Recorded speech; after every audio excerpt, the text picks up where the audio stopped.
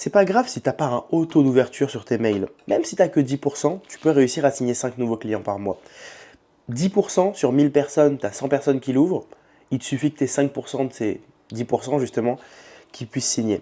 Mais par contre, pour ça, il faut que ce soit vraiment bien structuré, il faut que ce soit logique et qu'il y ait une continuité dans tes mails.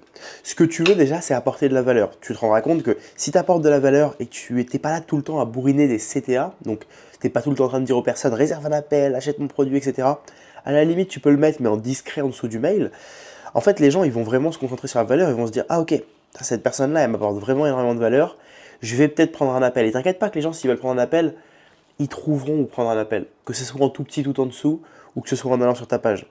Quand les gens ils sont conquis, ils vont aller faire l'effort de le trouver. Par contre, si tu mets tout le temps ça en avant, ça fait un peu vendeur de tapis. Et les gens se disent ah putain, là c'est un peu relou, lui il veut juste me vendre, juste me désabonner en fait ou arrêter d'ouvrir ses mails. Si tu n'apportes que de la valeur, les gens ils ouvrent, les gens ils ouvrent, les gens ils ouvrent. Et au bout d'un moment, ils se disent ok, bon là je pense qu'il y a un truc à faire, je passe à l'action.